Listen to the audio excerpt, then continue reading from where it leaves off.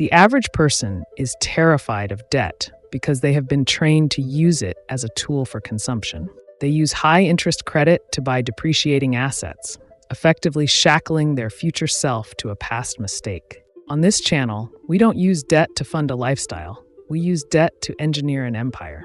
If you view debt as a burden, you are a consumer. If you view debt as a fulcrum, you are an engineer. Today, we dismantle the fear and install the strategy. We are discussing debt engineering. The machine-like grind requires a clinical distinction between toxic debt and structural leverage. Toxic debt is the friction that stops the machine. It is high interest, non-deductible, and linked to assets that lose value the moment you take them home. Structural leverage is the lubricant that accelerates the machine.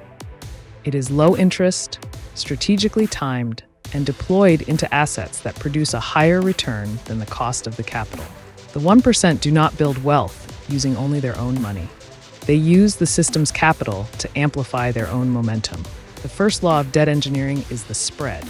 If you can borrow capital at 4% and deploy it into an asset that yields 8% after taxes, you've created a 4% profit on money that isn't yours.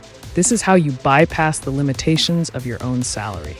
While the 99% are trying to save their way to $1 million, the engineer is using leverage to control $1 million worth of assets today. The difference isn't in the effort, it's in the architecture.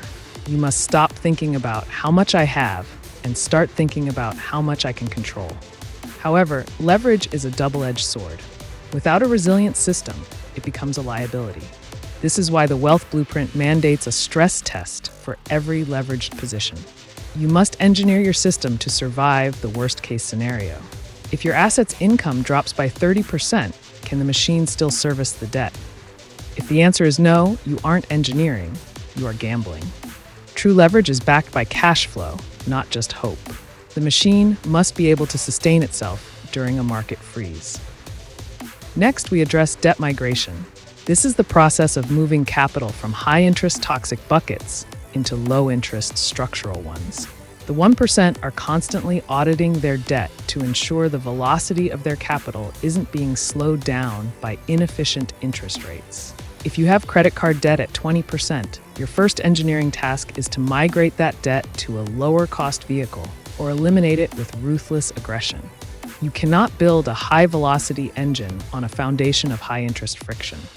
Debt engineering also involves strategic liquidity. Most people think paying off a mortgage early is the ultimate sign of financial success. For the engineer, this is often a failure of velocity. If your mortgage is at 3% and the market is returning 7%, every extra dollar you put into that house is losing 4% in potential velocity. You are locking your capital in a dead zone. The 1% keep their capital moving. They value liquidity because liquidity is the ability to pivot when the machine requires it. The psychology of debt is where most people break. To master debt engineering, you must develop a clinical detachment from the numbers. $1 million in debt is not scary if it is serviced by $2 million in productive assets. It is simply a line item in the blueprint. When you remove the emotion from the math, you can see the world for what it is, a series of levers. Your job is to find the longest lever with the least amount of risk. To execute this, you must build your credit infrastructure with the same precision as your business. Your credit score is not a vanity metric. It is the quality score of your machine. It determines the cost of your fuel. A high score allows you to borrow at rates that make leverage profitable. A low score forces you to pay a poverty tax on every dollar you move. You must protect your credit standing as if it were the engine itself. Stop viewing debt as something to be avoided and start viewing it as something to be mastered. When you align your debt with your assets, you create a closed-loop system of growth that functions 24/7. You are no longer working for money. You are managing a system that forces money to work for you at a scale you could never achieve alone. Master the lever. Engineer the debt. Control the machine. Debt is either your master or your servant. Which one is it for you?